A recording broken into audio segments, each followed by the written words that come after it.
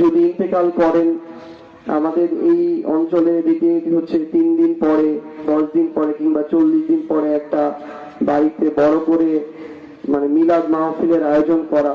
কিন্তু আমি আমার জায়গা থেকে পরিবারের আমার যারা বাবা চাচা রয়েছেন তাদের সম্মতিতে বেশ কয়েকজন দেশের বড় আলেমের সাথে কথা বলেছিলাম।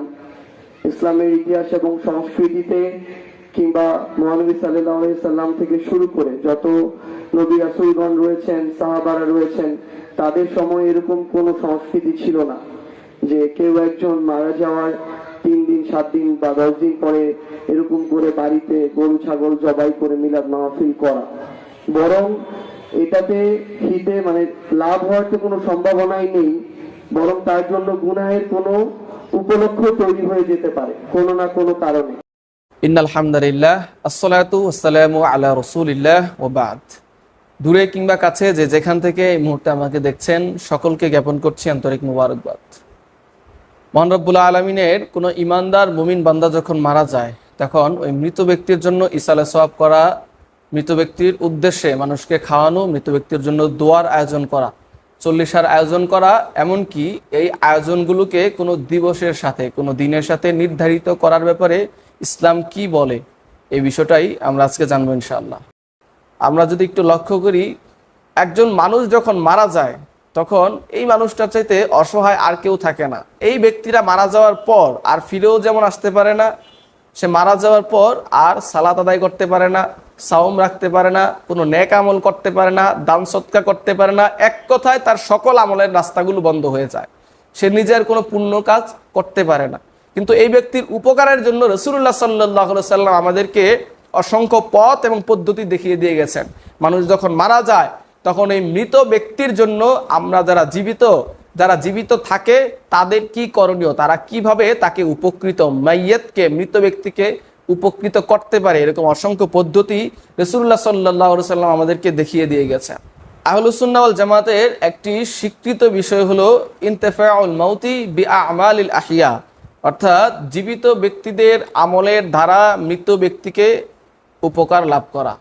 মৃত ব্যক্তি জীবিত ব্যক্তিদের আমলের মাধ্যমে কোনো মৃত ব্যক্তি উপকার লাভ করা, এটা আহলুস সুন্নাহ ওয়াল জামাতের একটি প্রসিদ্ধ এবং স্বীকৃত একটি বিষয়।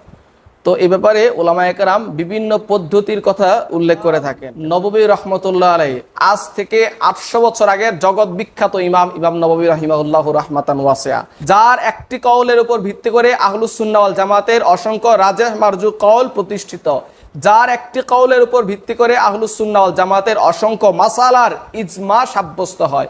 যে ইমাম নববী রাহিমাহুল্লাহ, যাকে কি আহলে হাদিস, কি লামাযাবি, কি নজদি, কি বেরলভি কেউ বাদ দিলে তাদের ইমামগিরির অস্তিত্ব থাকবে না। যারা কথায় কথায় ইমাম নববীকে নিজেদের সিরতাজ মনে করেন, ইমাম নববীকে বাদ দেওয়ার কোনো সুযোগ যারা পাবেন না, সেই ইমাম নববী রাহিমাহুল্লাহ সহিহ মুসলিমের সরা প্রথম খণ্ড 82 পৃষ্ঠায় উনি লিখেন, ইন্না সাদাকাতা তাসিলু ইলাল মাইয়িতি ওয়া ইয়ানতাফিউ বিহা বিলা খিলাফিন বাইনাল মুসলিমিন। ইমাম নববী রাহিমাহুল্লাহ বলেন যে মৃত ব্যক্তির পক্ষ থেকে জীবিত ব্যক্তি যদি কোনো সদাকা করে এবং এই সদাকার সওয়াবটা, কোনো ভালো কাজের সওয়াবটা মৃত ব্যক্তিকে পৌঁছে দেওয়া হয়, এই ব্যাপারে উম্মতে মুসলিমার মধ্যে কোনো ইখতিলাফ নেই। বরং যারা এই বিষয়টাতে আপত্তি করে, যারা বলে আন্নাল মাইয়াতা লা ইয়ালহাকুহু বা'দা মাউতিহি সাওয়াবুন ফাহুয়া মাযহাবুন বাতিলুন, ইমাম নববী বলেন যারা এই বিষয়টাকে অস্বীকার করে যে মাইয়াতের মৃত ব্যক্তির পক্ষ থেকে কেউ দান সদকা করতে পারবে না, কেউ কোনো সওয়াব তাকে পৌঁছাতে পারবে না, এই কথাটা যারা বলে ইমাম নববী রাহিমাহুল্লাহ বলেন হুয়া মাযহাবুন বাতিলুন, এটা হচ্ছে একটি বাতিল ফেরকা।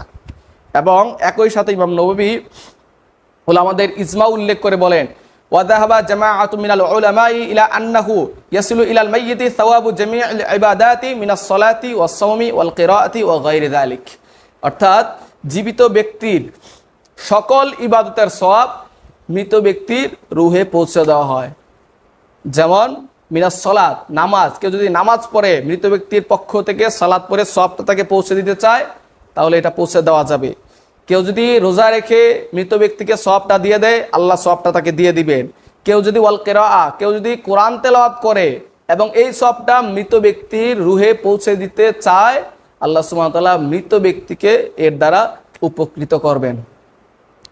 এবং ওয়া গায়রি যালিক, এবং অন্যান্য যত যত ইবাদত আছে, সাওয়াবু জামিউল ইবাদাত, যত ইবাদতের সওয়াব আছে, জীবিত ব্যক্তি যদি যত ধরনের ইবাদত আছে এগুলো করে যদি মৃত ব্যক্তির রুহের জন্য, মৃত ব্যক্তির জন্য এই সওয়াবটা পৌঁছে দিতে চায়, আল্লাহ সুবহানাহু ওয়া তাআলা এই সওয়াবটা মৃত ব্যক্তির কবরে পৌঁছে দেন এবং এর দ্বারা মৃত ব্যক্তিকে আল্লাহ সুবহানাহু ওয়া তাআলা উপকৃত করেন। সুতরাং এই বিষয়টা থেকে এটা স্পষ্ট হয়ে যায় যে ইসালে সওয়াবের জন্য কোনো মৃত ব্যক্তির জন্য দোয়ার আয়োজন করা, মৃত ব্যক্তির জন্য দান সদকা করা, মৃত ব্যক্তির জন্য 40 আয়োজন করা, মানুষকে খাওয়ানো, এটা অবশ্যই জায়েজ এবং উত্তম এবং পুণ্যের কাজ।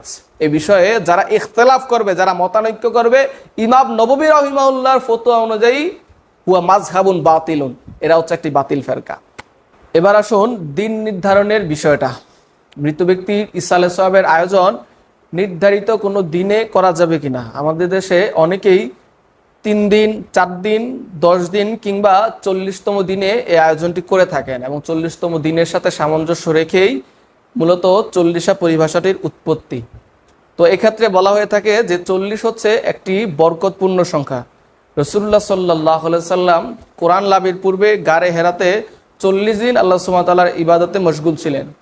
হযরতে মূসা আলাইহিস সালাতু ওয়াস সালাম তাওরাত লাভের পূর্বে তুর পর্বতে 40 দিন অবস্থান করেছিলেন এবং শাম দেশে 40 জন আবদাল যারা সবসময় দাঁড়িয়ে আছেন, রাসূলুল্লাহ সাল্লাল্লাহু আলাইহি সাল্লাম বলেছেন এই শাম দেশের এই 40 জন আবদাল যেদিন দোয়া করা বন্ধ করে দিবে সেদিন আকাশ ভেঙে পড়বে এবং কি কিয়ামত হয়ে যাবে। সুতরাং 40 সংখ্যার সাথে এরকম আরও অনেক বরকতপূর্ণ ঘটনার মিল পাওয়া যায়, যার কারণে অনেকেই 40তম দিনটিকে বরকতপূর্ণ মনে করে 40তম সংখ্যার সাথে মিল রেখে বরকতপূর্ণ এই কাজটি 40তম দিনে করে থাকেন। একইভাবে অনেকে আবার 3 দিনেও এটা পালন করে থাকেন, 3 দিনেও এই আয়োজনটা করেন, কারণ আল্লাহ সুবহানাহু ওয়া তাআলা বিজোড় সংখ্যাকে পছন্দ করেন। তো এই দিকে লক্ষ্য রেখে অনেকে বেজোড় সংখ্যার হিসেবে 3 দিনে এই আয়োজনটা করেন। সুতরাং এতে কোনো সমস্যা নেই। মূল কথা হচ্ছে কেউ যদি 3য় দিনে করে করুক, কেউ যদি 4র্থ দিনে করে তাও করুক, কেউ যদি 10ম দিনে করে, কেউ যদি 40তম দিনেও করে এবং কেউ যদি চায় সে প্রতিদিন ইসালে সওয়াবের আয়োজন করবে, প্রতিদিন মৃত ব্যক্তির জন্য দান সৎকার করবে, প্রতিদিন জিয়াফতের আয়োজন করবে, প্রতিদিন মানুষকে খাওয়াবে, তাতেও কোনো সমস্যা নেই।